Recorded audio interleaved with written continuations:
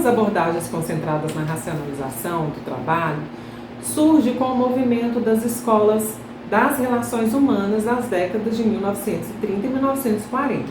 Veja a imagem a seguir. Vocês conseguem perceber que o indivíduo ele era considerado apenas um apêndice do trabalho.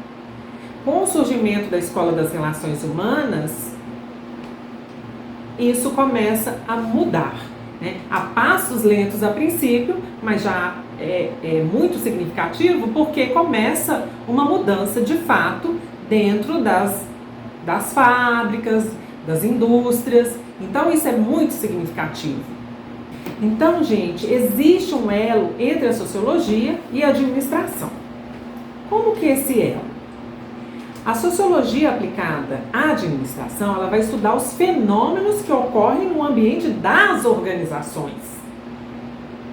Então, a sociologia ela vai se preocupar, a princípio, em estudar os fenômenos que ocorrem dentro das fábricas, das indústrias, dentro dessas organizações.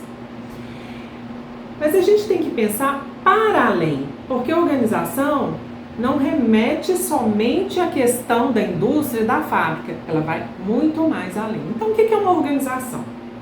Uma organização vai ser uma unidade social que é criada artificialmente, estruturada e alterada para se manter no tempo.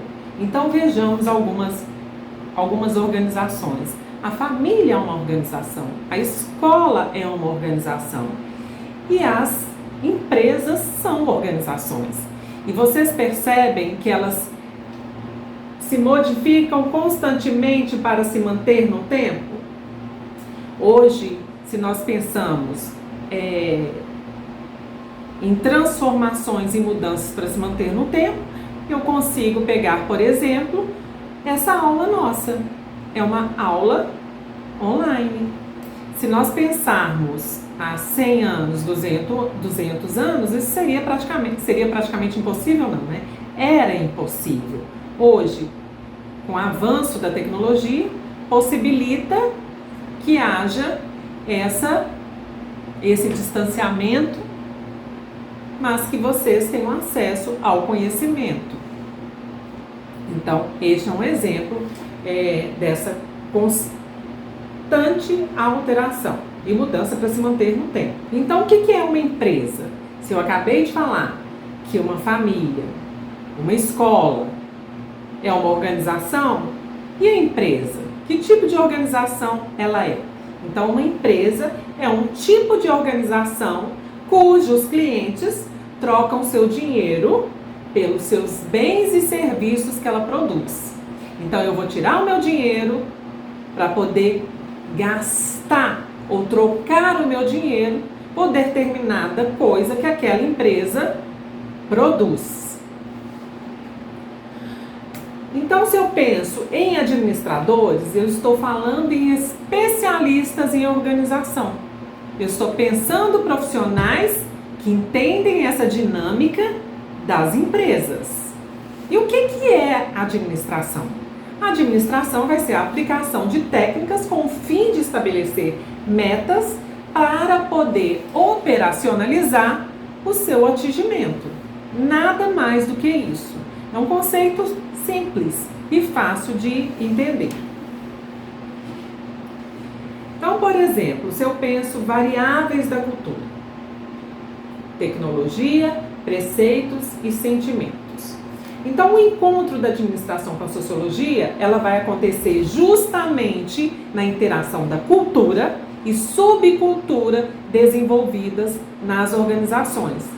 Quais são essas variáveis? Vejam a imagem. A tecnologia, preceitos e sentimentos. Essa cultura e essa subcultura, elas são desenvolvidas dentro das organizações. Então, a subcultura, ela engloba comportamentos que são coletivos, dentro das empresas, dentro das repartições públicas, escolas, igrejas, clubes. Esse quadro a seguir, ele vai representar a relação estabelecida entre os elementos das 3 variáveis da cultura, que é tecnologia, preceitos e sentimentos. Vejam a seguir o quadro. O que a tecnologia quer dizer? A tecnologia, ela vai designar os resultados, ela indica os resultados obtidos, os processos utilizados e quais são os insumos necessários. Já os preceitos, ele indica o conjunto, as normas de procedimento, posições ocupadas pelos participantes, as crenças e valores partilhados pelos membros dos grupos. Esses grupos que se formam dentro dessa organização ou dentro dessa empresa. E os sentimentos? O que significa os sentimentos? Os sentimentos, ele indica as emoções decorrentes da execução das atividades, obediência às normas da organização e relacionamentos sociais. Posso ainda dizer, voltando e resgatando o conceito de tecnologia, eu posso ainda dizer que ela vai designar os resultados obtidos, bens ou serviços prestados, os processos utilizados, por exemplo, se são manuais, se são mecânicos, se são automatizados. Posso dizer também que os insumos necessários, eles fazem parte da tecnologia, máquinas, mão de obra, conhecimentos, habilidades dos executores e dinheiro e até o próprio tempo, ele está atrelado à questão da tecnologia. E os preceitos? Se eu puder acrescentar mais alguma coisa, eu diria que ele vai designar o conjunto, como eu disse anteriormente, né? Então, dentro dessas normas de procedimento, nós vamos ter também essas posições ocupadas pelos participantes, como eu havia dito anteriormente, mas nos vários agrupamentos. O que isso quer dizer? Que as crenças e os valores, eles são partilhados pelos membros dos grupos sociais. Desses grupos sociais que se formam dentro dessas organizações. E os sentimentos? Completando o que eu disse anteriormente a respeito dos sentimentos, eu posso pensar nessa execução de atividades que são causadoras de satisfação, mas elas também promovem a alienação, que é um conceito de Karl Marx.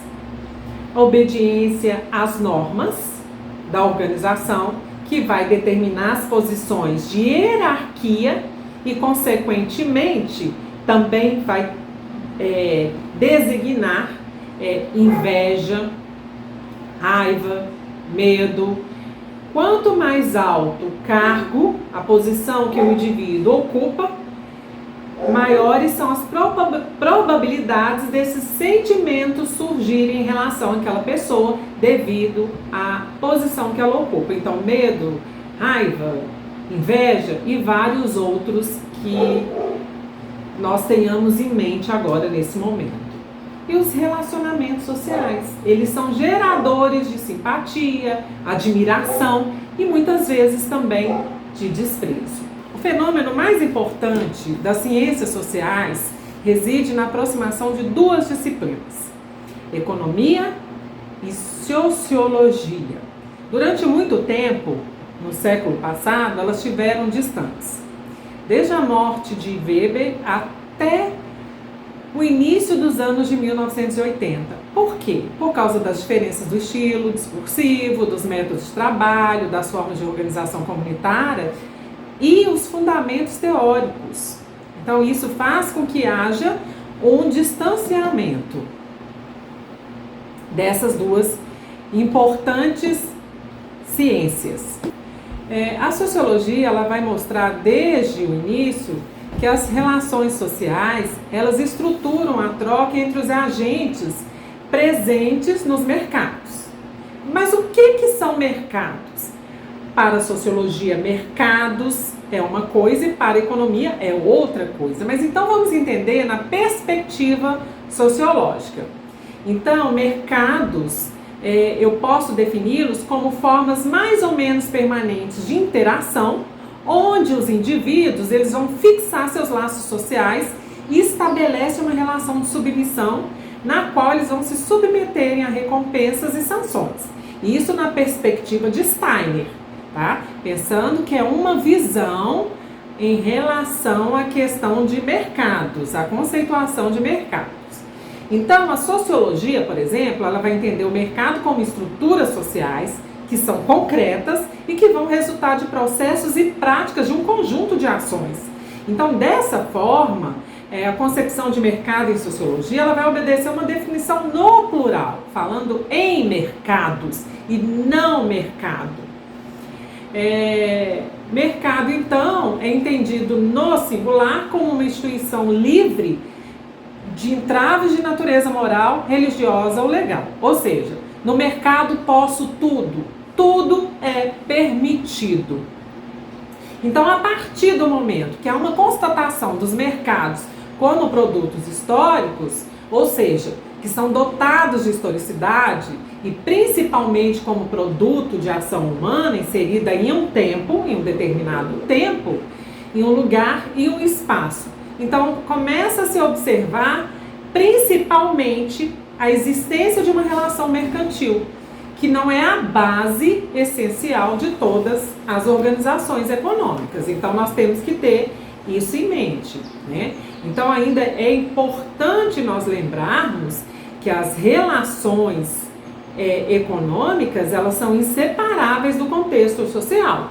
Se nós contextualizarmos o período que nós estamos vivendo, o período pandêmico, e de que maneira as relações econômicas elas têm afetado o contexto social, nós conseguimos perceber claramente que eles são indissociáveis, são inseparáveis, né? Porque nós observamos também que existe um conjunto de regras que vão possibilitar inserir mercados em seus contextos sociais.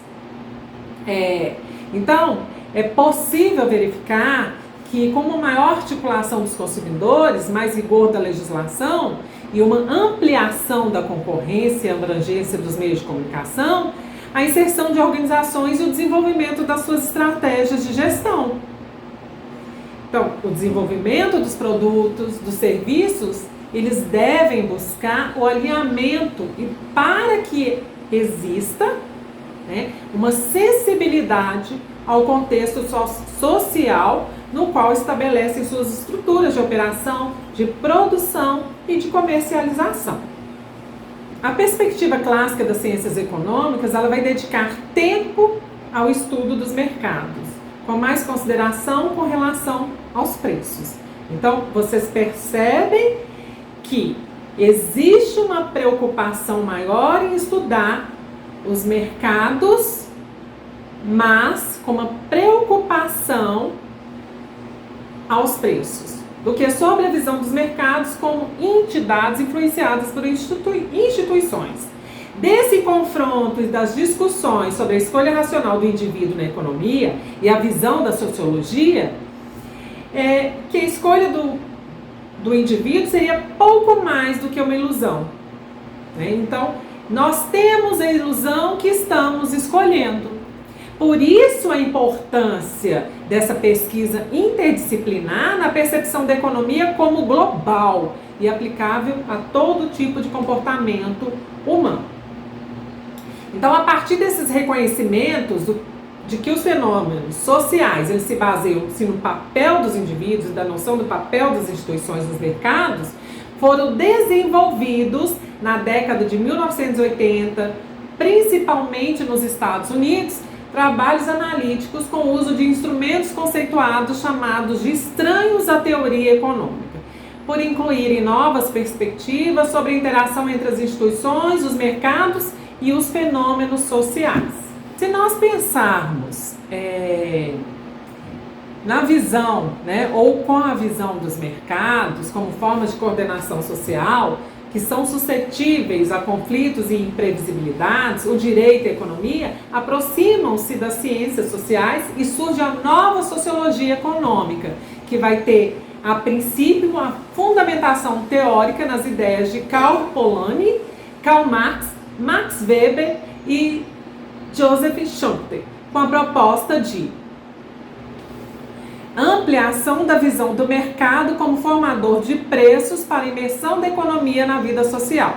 Então, é preciso entender que a sociologia econômica ela não pretende recusar ou anular contribuições da teoria econômica, mas ela surge sim com o objetivo de buscar um caminho que une análises sociológicas e econômicas de maneira a obter uma explicação melhor para os fatos socioeconômicos que a explicação fornecida pela teoria econômica.